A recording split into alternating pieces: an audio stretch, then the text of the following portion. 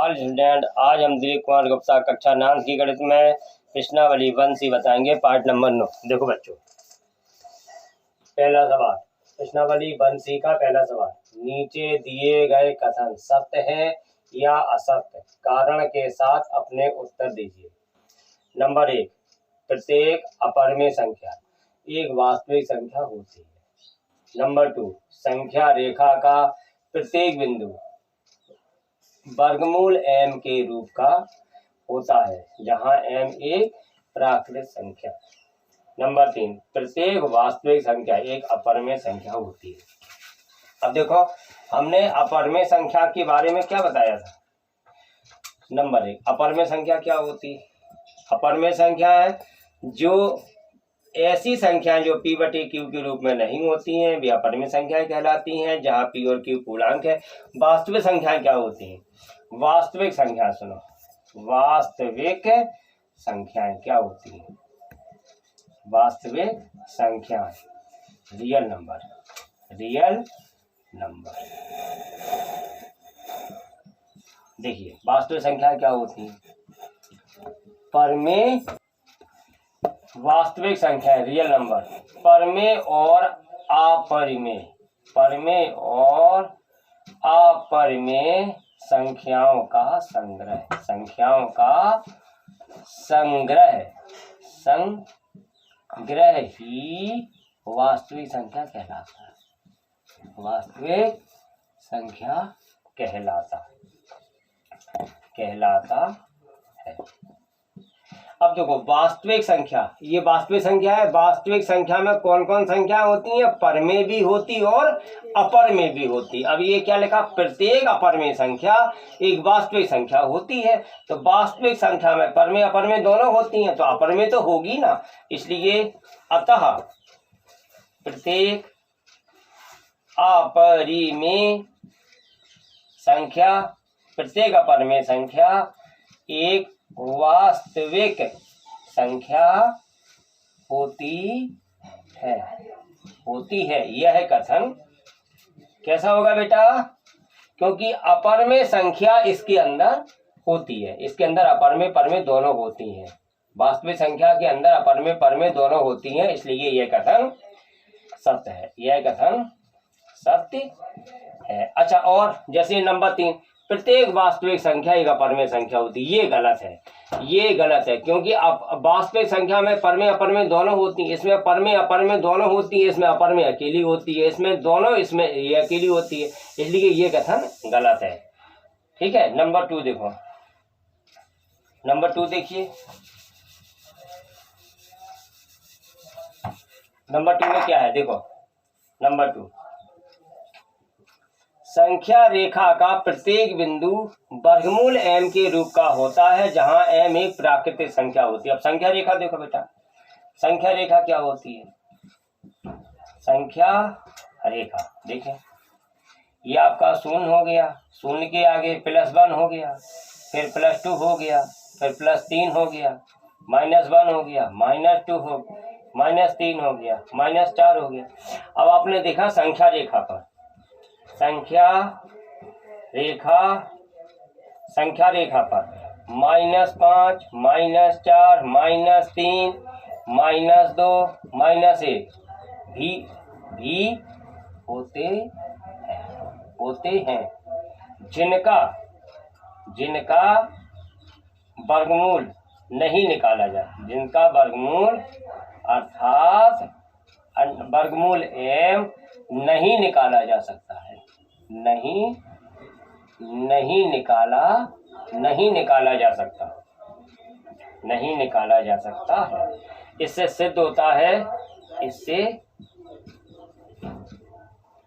होता है कि संख्या रेखा का प्रत्येक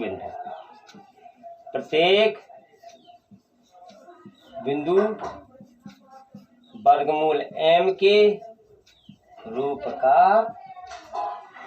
होता है। यह कथन कैसा होगा? यह कथन असत्य होगा, यह कथन असत्य है। भाई, वर्गमूल 0 0 आ जाएगा, वर्गमूल 1 आ जाएगा। ठीक है, तो प्रत्येक संख्या का जो वर्गमूल होता है, ऋण वाली संख्याओं का वर्गमूल नहीं निकाला जा सकता है, इसलिए संख्या रेखा का प्रत्येक बिंदु वर्गमूल m के रूप का है, यह कथन असत्य है। आगे देखो नंबर 3 में आओ।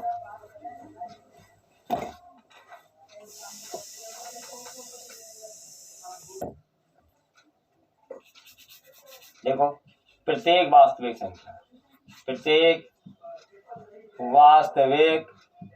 संख्या एक अपरिमेय संख्या होती है, अपरिमेय संख्या होती है। अब देखो प्रत्येक वास्तविक संख्या का मतलब होता है परमेय और अपरमेय संख्याओं का संग्रह।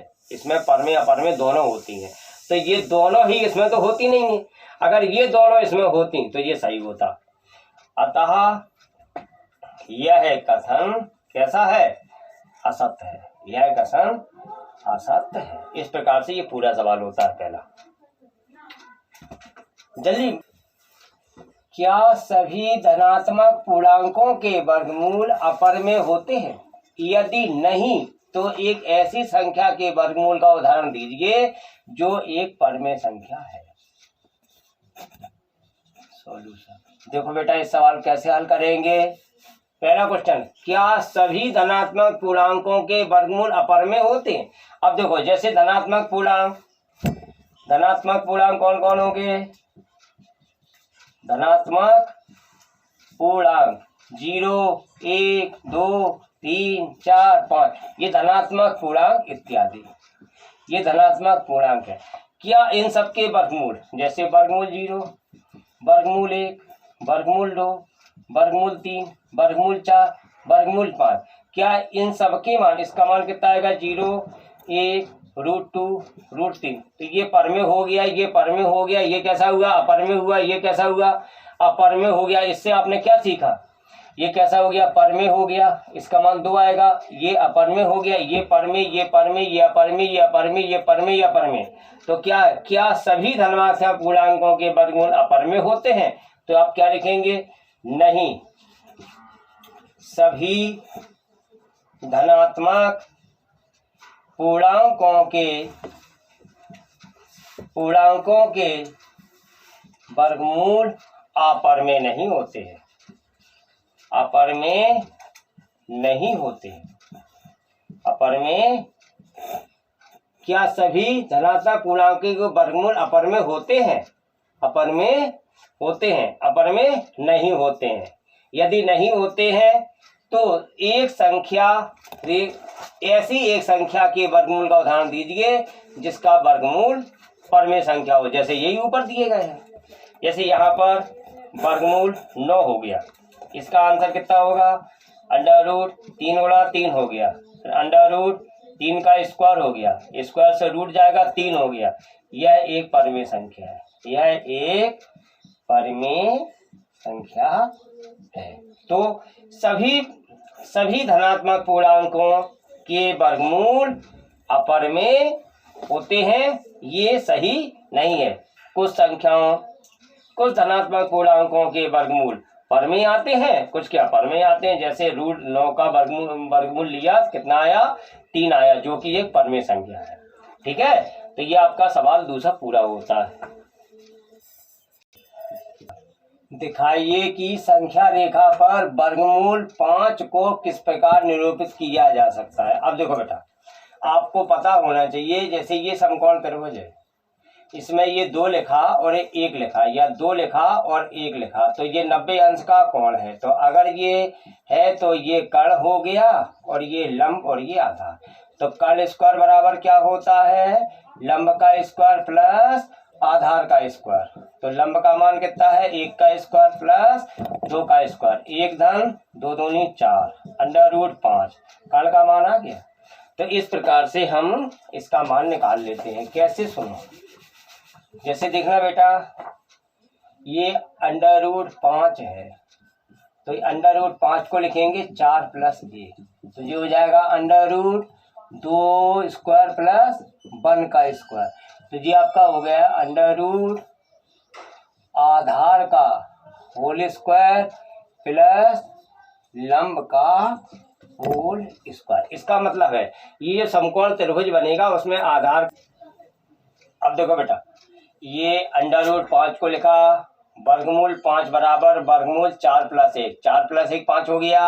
4 + 1 क्यों लिखा? क्योंकि ये 2 का वर्ग है, ये 1 का वर्ग है। 2 का वर्ग प्लस 1 का वर्ग, आधार का स्क्वायर प्लस लंब का। आधार का मान कितना हो गया? 2 सेंटीमीटर और लंब का मान 1 सेंटीमीटर। अब देखो संख्या रेखा कैसे बनेगी। ये आपकी संख्या रेखा बन गई, ये आपका 0 हो गया, यहाँ से यहाँ तक ये 1 हो गया और ये 2 हो गया। ये सारी दूरियां बराबर है, 0 से 1, ये बराबर ये सारी दूरियां बराबर है। 0 से इस साइड -1 से छोटा, -2 से छोटा, -3। इस प्रकार से ये संख्या रेखा हो गई। अब संख्या रेखा में आधार का मान कितना मिल गया आपको? आधार का मान 2 सेंटीमीटर, आधार का मान 2 सेंटीमीटर, लंब का मान 1। तो सबसे पहले आप यहाँ से लेके यहाँ तक, ये 0 से लेके 0 मानो या O मानो, 0 से लेके 1 तक ये इकाई दूरी हो गई और 1 से 2 तक इकाई दूरी 0 हो गई। तो यहाँ से यहाँ तक 2 सेंटीमीटर हो गया। तो यहाँ से यहाँ तक आपने सबसे पहले यहाँ से यहाँ तक 2 सेंटीमीटर का ये दूरी ले ली। अब इसके बाद क्या किया? इस बिंदु पर 90 डिग्री का कोण, इस प्रकार चाप लगाया और यहाँ से एक चाप लगाया, इससे मिलाएंगे 60 का कोण बनेगा, इससे मिलाएंगे 120 का। एक चाप यहाँ से, एक चाप यहाँ से लगाया, ये कोण कितने का बन गया? ये 90 डिग्री का कोण बन गया। ये कोण कितना बन गया? 90 डिग्री का। अब यहाँ 2 वाला जो पॉइंट है, यहाँ पे ए बिंदु हमने डाल दिया। तो O से लेके ये 0 से लेके 2 तक, यहाँ से यहाँ तक की दूरी कितनी हो गई? 2 सेंटीमीटर। ये आधार का मान हो गया। अब यहाँ से यहाँ तक 1 सेंटीमीटर, इतनी दूरी प्रकार में भर लेंगे, इकाई दूरी 1 सेंटीमीटर की दूरी यहाँ से यहाँ तक प्रकार में भर के, तो ए बिंदु से एक चाप लगाएंगे जो यहाँ पर आ गया, यहाँ पर बी बिंदु आ गया। अब बी को क्या करेंगे? जो O या 0 कुछ ही मानो, यहाँ प्रकार की नोक रखेंगे, यहाँ पेंसिल की नोक, और इसको ऐसे मिलाएंगे। O को 0 को या O को B से मिलाएंगे तो O भी हो गई। इतनी दूरी प्रकार में भरेंगे और एक इस प्रकार। अब ये इसको O बिंदु मान लो और चाहे 0 मान लो। यहाँ प्रकार की नोक रखेंगे, प्रकार की नोक, और पेंसिल की नोक B पर रखेंगे। तो यहाँ से यहाँ तक की दूरी भर लेंगे, यहाँ से यहाँ तक की दूरी भर के पेंसिल से इस प्रकार से चाप लगाएंगे। तो इस प्रकार से चाप आएगा तो वो यहाँ पर आ जाएगा। ये पॉइंट आपका C हो गया। ये कौन सा पॉइंट हो गया? C। अब जो O से लेके C तक की जो लंबाई है वो लंबाई OB के बराबर हो गई। तो इसका मान कितना आया था? √5। वही √5 का मान O से लेके C तक ये दूरी √5 का संख्या रेखा पर निरूपित हो गई। इस प्रकार से संख्या रेखा पर निरूपित करते हैं। ऐसी 3 संख्या लिखिए जिनके दशमलव प्रसार अनवसानी अनावृत्ति। अच्छा, अनवसानी क्या बताया था हमने? जब किसी परमेय संख्या का भाग दिया जाए और ऐसी 3 संख्याएं जिनके दशमलव प्रसार अनावृत्ति है, जो बंद करिए। ऐसी 3 संख्या लिखिए जिनके दशमलव प्रसार अनवसानी अनावृत्ति है। मतलब दशमलव के रूप में उनको लिखना है तो वह अनवसानी। अनवसानी कब होगा? जब दशमलव रूप में भाग देने पर शेष पर शून्य ना आए तो अनवसानी लिखते हैं। और अनावृत्ति का मतलब है कोई चीज की पुनरावृत्ति ना हो। जैसे ये 1/3 लिखा, तो इसका आंसर कितना आएगा? 3 का भाग 1 में देंगे, 0.0, 3 तिरका 9, फिर 1 बचा तो फिर से भाग देंगे तो 3 बार हो जाएगा। तो ये क्या हुआ? 3 बार आया तो 3 की बार बार पुनरावृत्ति हो रही और शेष पर शून्य नहीं आया। शेष पर शून्य नहीं आया तो अनवसानी लिखेंगे, और पुनरावृत्ति हो रही तो आवृत्ति लिखेंगे, और पुनरावृत्ति नहीं होगी तो अनावृत्ति लिखेंगे। तो इस प्रकार की 3 संख्या लिखनी है जिनका दशमलव प्रसार अनवसानी हो, अनावृत्ति हो। देखिए जैसे 0 हमने 23 लिखा, तो अब 23 बार बार नहीं आना चाहिए। 0 आ गया, अब 23 तो आया, 2 बिंदी आ गई, तो 230 तो आया नहीं है। अब 2 3 0 0, इस प्रकार से ये पहली संख्या हो गई। ऐसी और कोई बोलो 2 अब जैसे 2.54 आया तो यहाँ पे 0 लिख दिया, फिर 5 4 2 बिंदी लगा दी, 5 4 3 बिंदी लगा दी। इसकी किसी की पुनरावृत्ति तो हो नहीं रही और दशमलव प्रसार शांत भी नहीं होगा, तो अनवसानी और अनावृत्ति हो गई। इसी प्रकार और एक आध बोल दो, कोई बोल दो।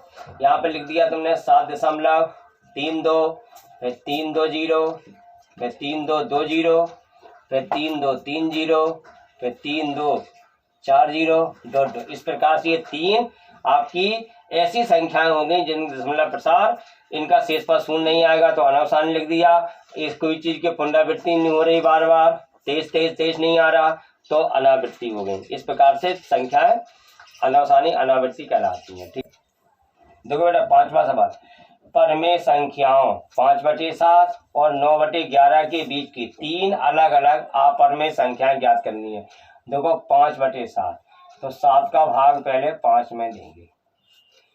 7 का भाग 5 में नहीं जाएगा क्योंकि ये 5 छोटा है, दशमलव लगाया, बिंदी लगाई, 50 हो गए। 7 का भाग 50 में दिया, 7 7 49 हो गया। 50 में से 49 घटाया तो 1 आ गया, फिर अंक उतारा, 10 हो गए। 7 का भाग 10 में दिया, 7 एकम 7 हो गया। 10 में से 7 को घटाया, 3 बचा, फिर अंक उतारा, 7 का भाग 30 में दिया, 7 को 28 हो गया। 30 में से 28 गए तो 2 बचे, फिर अंक उतारा, 20 हो गए। 7 का भाग 20 में दिया, 7 दूनी 14 हो गया। 20 में 14 गए, 6 बचे, फिर अंक उतारा, हो गया। अब ये घटाया, 10 में से 6 गए तो 4 बचा, 0 आ गए। 7 पना 35 हो गया। ठीक है, ये कब तक भाग देते हैं? जब तक ये संख्या 5 ना आ जाए या शून्य ना आ जाए। तो 40 में से 35 किया तो 5 बचा, फिर से 5 आ गया, तो इसका मतलब है फिर से जब हम अगला और भाग देंगे तो यही संख्या दोबारा से आ जाएगी। तो इसमें लगभग हम 0.71 मान लेते हैं। ठीक है, आगे देखो, अब आ गया ये 9/11 में। 9/11 में देखो, 11 का भाग आपने 9 में दिया, 11 का भाग 9 में जाएगा? नहीं जाएगा, ये छोटा है, तो दशमलव लगाया, बिंदी लगाई। 11 का भाग 90 में दो, 11 8 88 हो गया। 10 में से 0 जो 10 मान लिए, 10 में से 8 गए, 2 बचे, और अंक उतारा, 11 एकम 11 हो गया। 20 में से 11 गए तो 9 बचे, फिर से 9 आ गया, तो ये इतना आ जाएगा। ठीक है, तो इस प्रकार से देखो आगे देखो बेटा, ये हो गया। और 9/11 0.81 बार। अब देखो बेटा, ये 5/7 का दशमलव प्रसार आ गया 0.714285 बार, और 9/11 का आ गया 0.81 बार। तो इनके बीच की संख्या है, ये 0.71 मान लिया। 5/7 और 9/11, इसका हो गया 0.71 बार, और ये हो गया 0.81 बार। इनके बीच की संख्याएं निकालनी है, लेकिन ऐसी निकालनी है जो अपर में संख्याएं कहलाएं। अपर में संख्याएं कौन सी होती हैं? जिनका दशमलव प्रसार अनवसानी हो, जो इसके पहले सवाल लगाया था चौथा, अनवसानी हो और अनावृत्ति हो। अनवसानी माने शेष पर शून्य ना आए, और अनावृत्ति माने किस चीज की पुनरावृत्ति ना हो। तो इनके बीच की 0.71 और 0.81 बार के बीच की 3 अलग अलग अपरिमेय संख्या है। अलग अपरिमेय संख्या, सुनिए, अपरिमेय संख्या निम्नवत है। देखो, जी 0.71 पे बार है, तो 0 इसके बाद क्या होगी, इससे बड़ी होगी 0.72, 73, 74, 75 कुछ भी ले सकते हैं। मान लो हमने 0.71 से बड़ी 0.73 ले ली, तो ये हो गया और यहाँ पे 0 हो गया। फिर इसके बाद क्या होगा, 7300 होगा। फिर कितना होगा, फिर इसके बाद 7300, 7300, 7300 डॉट डॉट डॉट। इस प्रकार से एक अपर में संख्या हो गई बीच की। ऐसी बीच की और देखो 0.76 ले लिया, 0.7600, 76000 डॉट डॉट डॉट डॉट। इस प्रकार से एक और 0.81 है, इससे पहले 80 होगी, इससे पहले 80 होगी, 79 होगी, 0.79, 079, 00, फिर 79, 000, फिर 79, 000। बस इस प्रकार से ये 3 अपर में संख्या हो गए। तो आज बच्चों आपके प्रश्नावली 1C के 1 से लेके 5 तक सवाल पूरे कंप्लीट हुए। इन सवालों को फेयर नोट में कंप्लीट करके हमसे चेक कराओ। जो सवाल ना आए, फ़ोन नंबर ऊपर लिखा है 9452494393, इस पर संपर्क करके हमसे दोबारा पूछ सकते हैं जो सवाल आपको ना आए।